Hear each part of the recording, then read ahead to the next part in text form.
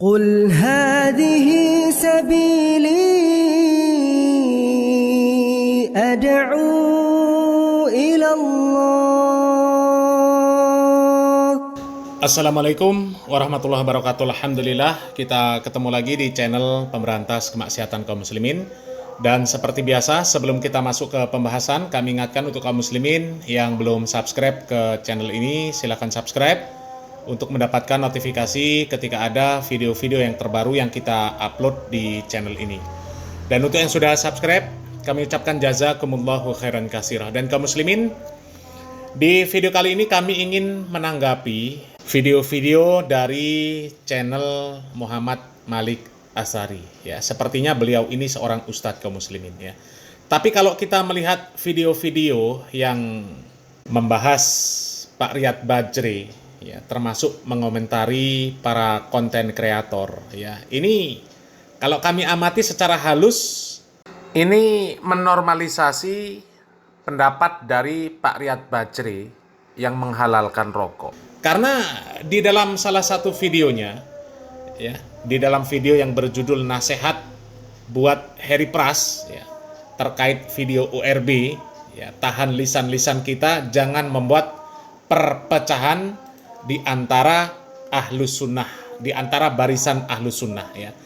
Di sana beliau menyampaikan, ya sudah, ya, masalah ini nggak usah dilanjutkan, ya, berarti memang sudah ada perselisihan pendapat antara Ustadz Riyad Bajri dan juga para ulama, ya, meskipun beliau juga mengatakan beliau ini ikut pendapat yang mengharamkan rokok kaum muslimin, ya. Ini tidak bisa dibiarkan yang seperti ini kaum muslimin, tidak bisa dibiarkan, ya. Karena pernyataan Pak Riyad Bajri yang menghalalkan rokok itu tidak berdasar sama sekali, tidak berdasar sama sekali, ya.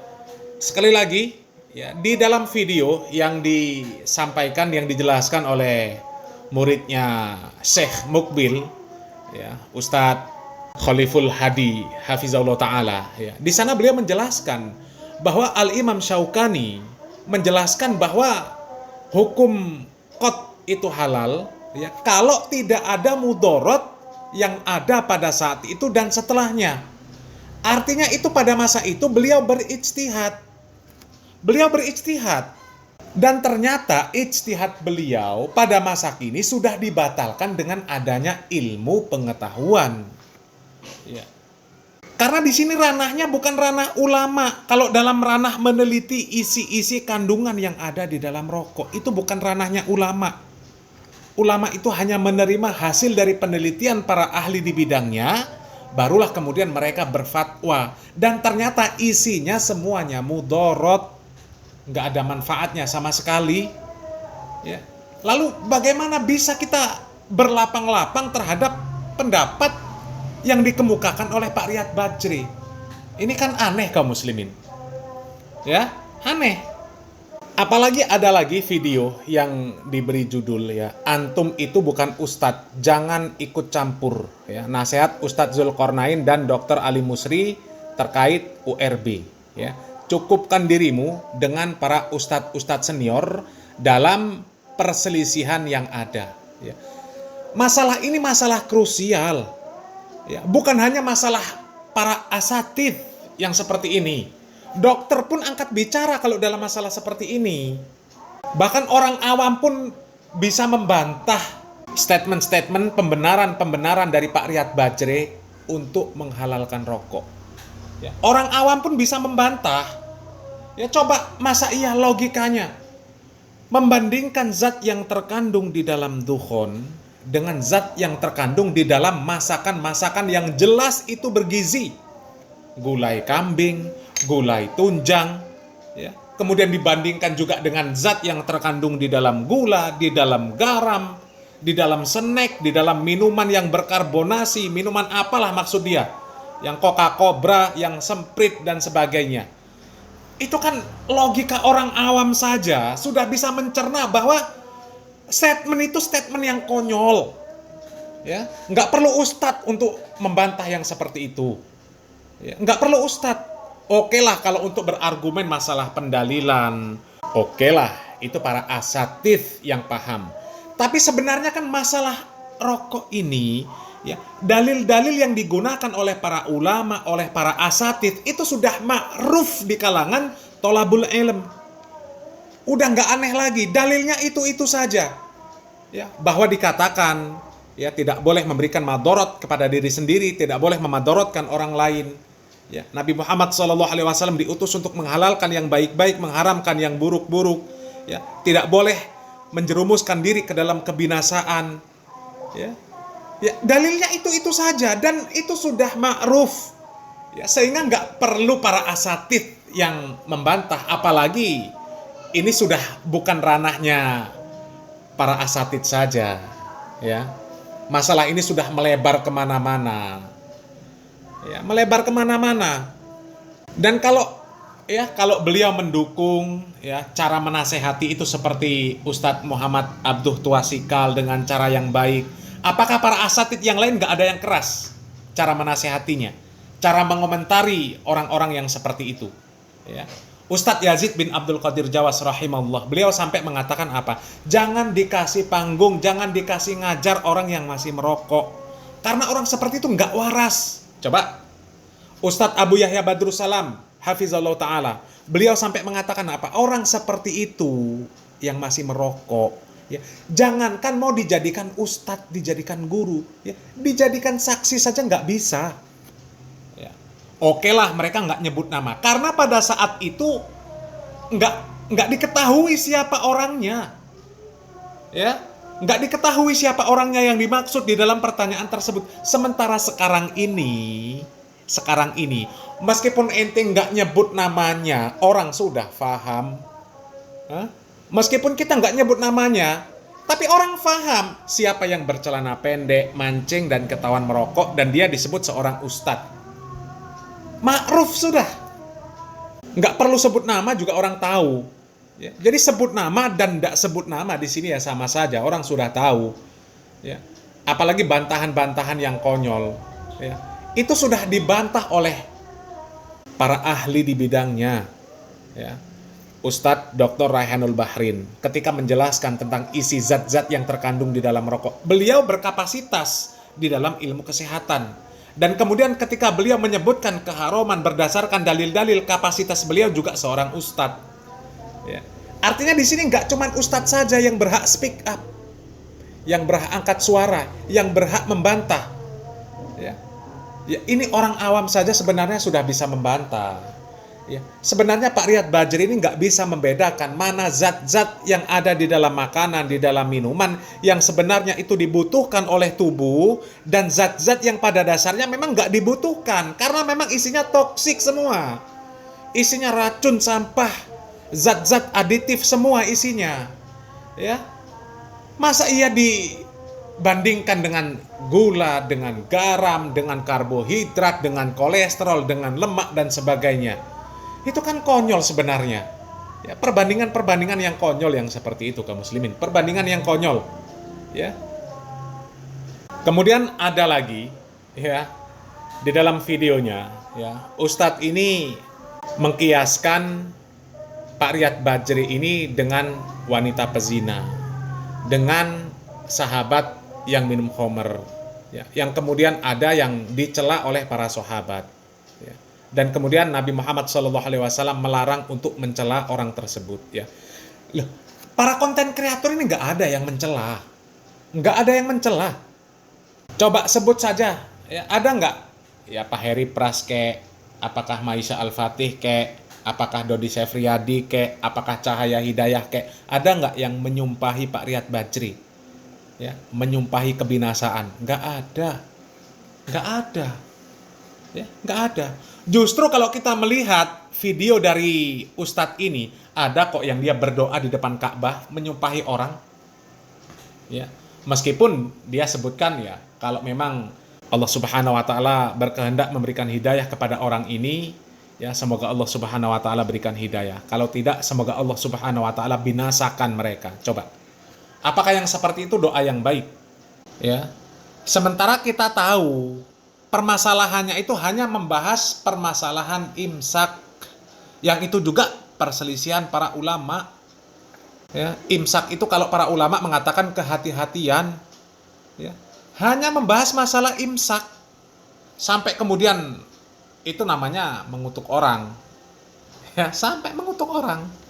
Padahal Ustadz Zainal Abidin sendiri, ya, yang disebut pendusta, yang disebut apalah macam-macam, nggak ada mengucapkan kutukan seperti itu, nggak ada. Coba, hah? Ya cobalah dipikir dengan hati yang bersih lah ya. Kalau bagi kami ya video-video dia yang menanggapi Pak Riyad Bajri ini ya secara halus membela Pak Riyad Bajri. Ya. Kalaupun tidak membela, itu menormalisasi pendapatnya Pak Riyad Bajri yang menghalalkan rokok. Sementara itu jelas menyelisihi mayoritas ulama. Ya. Mayoritas ulama mengharamkan. Ini menghalalkan. Ini kan musibah kaum muslimin. Ya. Dan lebih musibah lagi, orang yang mengkritik para konten kreator itu dikhawatirkan merusak image dakwah salaf. Ini nggak kebalik. Yang merusak image dakwah sunnah, manhaj salaf, itu Pak Riyad Bajri. Ya, Pak Riyad Bajri. Jelas-jelas dia menyelisihi mayoritas, menyelisihi jumhur. Ya, dia yang paling aneh dan nyeleneh. Ya, coba siapa? Para asatidz salafi. Satu saja yang menghalalkan, makruh. Coba, ini menghalalkan. Coba, dan dia jelaskan di hadapan jamaahnya, bukan hanya jamaahnya, disebarkan pemahamannya di YouTube. Coba, apa enggak ini yang justru lebih bakal merusak image dakwah salaf? Coba, ya. Yang merusak image-nya itu seharusnya orang yang datang kemudian menghalalkan, padahal yang lain jumhur itu mengharamkan. Dia tiba-tiba datang menghalalkan. Ya, dan dengan dalil yang ya bagi kami ya serampangan itu namanya. Meskipun dia mengemukakan pendapat Al-Imam Asy-Syaukani. Ya. Sementara jelas pendapat Al-Imam Syaukani dijelaskan oleh Ustadz Khaliful Hadi bahwasanya beliau mengatakan hukumnya halal di awal sesuai dengan kaidah fikih al-aslu fil asya al-ibahah, kecuali sesuatu itu mendatangkan mudarat baik saat itu maupun di masa mendatang. Sementara di masa kini ini secara ilmu kesehatan itu sudah jelas isinya mudarat, nggak ada manfaat. Ya. Dan kami sampaikan ya, dan kami sebutkan lagi ya, kami katakan lagi. Ada nggak orang yang sakit karena kekurangan zat-zat yang terkandung di dalam dukhon tersebut? Nggak ada. Tapi coba cek, ada orang kekurangan zat gula, kekurangan zat yang terkandung di dalam garam, yodium. Banyak. Ya. Dan mereka diberikan zat tersebut. Karena pada dasarnya zat tersebut itu dibutuhkan oleh tubuh. Sementara rokok ini, apa zat yang dibutuhkan oleh tubuh? Nggak ada. Orang seumur hidup nggak ngisep, nggak akan ada sakit karena kekurangan itu. Coba kalau orang yang nggak pernah mengasup zat gula sama sekali, yodium, ya pasti akan sakit. Tapi orang kalau nggak ngerokok nggak akan sakit. Justru orang merokok justru berpotensi sakit. Ya, coba yang seperti ini mau dinetralisir pendapatnya, mau dinormalisasi. Oke lah, itu sudah pendapat dia. Meskipun kita nggak setuju, tapi ini ranahnya ijtihad. Ini gimana ya? Loh, kalau para konten kreator ini, kalau menyikapi masalah khilafnya itu khilaf yang bisa ditoleransi. Loh, para konten kreator ini santai saja kok. Ya semisal ya Ustadz Yazid bin Abdul Qadir Jawas rahimallah. Beliau mengatakan apa? Kalau ada imam yang kunut, kita nggak boleh ikut kunut. Nggak boleh ikut angkat tangan. Tapi para asatidz yang lain, Ustadz Firanda Andirja, Ustadz Syafiq Riza Basalama, ya, mereka berpendapat kalau imam kunut, kita ikut. Tapi apakah kemudian kita bahas, kita goreng-goreng masalah yang seperti itu? Enggak. Ya, karena itu khilaf-khilaf yang bisa ditoleransi. Ya. Ustadz Yazid bin Abdul Qadir Jawas ya, menentang donasi-donasi yang untuk iftar. Ya. Coba. Sementara kalau kita lihat banyak sekali orang-orang buka donasi untuk iftar, ya untuk macam-macam lah. Ya, coba Apakah kemudian para konten kreator gatel kepengen membahas masalah yang itu? Enggak. Karena itu sudah perselisihan yang bisa dimaklumi lah. Bisa dimaklumi. Ya. Kemudian Ustadz Yazid bin Abdul Qadir Jawas, baik ustadz-ustadz yang lain juga ada yang tidak setuju dengan istilah yang Jumat berkah, ya, nggak setuju dengan sebutan masjid sunnah, ya, nggak setuju dengan adanya usaha-usaha yang dilabeli sunnah, ya, pengobatan sunnah dan sebagainya. Tapi ketika ada orang yang menggunakan bekam sunnah, ya, masjid sunnah, apakah kemudian gatel kepengen ngomentari, kepengen bahas, menjelek-jelekkan salah satunya? Enggak. Karena itu ranahnya memang ya bisa dimaklumi. Kalaupun orang mengikuti atau meninggalkan pendapat itu, ya itu nggak ada madorotnya. Sementara kalau dukhon ini, kalau dibenarkan pendapatnya, repot. Ya, sudah jelas-jelas pemerintah memperingatkan bahayanya dukhon. Ya, kok kita disuruh berlapang-lapang, disuruh ya menerima perbedaan pendapat? Ini kan kacau kaum muslimin, ya, kacau ya. Dan maaf saja kaum muslimin, ya, kalau dia merendahkan konten kreator, ya, ternyata asatidz yang lebih kibar justru dia mendukung konten kreator. Bahkan konten kreator ini diajak ngobrol tentang masalah yang viral ini kaum muslimin. Ya, Ustadz Zainal Abidin Syamsuddin hafizallahu taala, ya. Ada video yang mungkin entah sudah tayang atau belum kaum muslimin, kami mendapatkan teasernya, ya, video di mana mereka ini sedang membahas orang yang sedang menjadi objek pembahasan ini, yang menghalalkan rokok ini, dan di sana ditentang pendapatnya, ditentang habis-habisan, ya, dalil-dalil pembolehan penghalalannya itu terpatahkan dengan telak kaum muslimin, ya. Coba kita simak teasernya kaum muslimin, ya, dan mudah-mudahan ini kalau videonya sudah tayang, ya mudah-mudahan orang yang bersangkutan Ustadz ini melihat, ya, dan kalau belum tayang, ya mudah-mudahan cepat tayang kaum muslimin, ya. Mudah-mudahan bermanfaat kaum muslimin. Barakallahu fikum. Wassalamualaikum warahmatullahi wabarakatuh. Saya kami bercelana pendek, kami mancing, kami merokok. Iya, itu benar. Itu semua hal yang kami yakini kehalalan. Itu semua hal yang kami yakini kehalalan. Celana pendek, so what? Kami mancing, so what? Kami ngerokok, so what?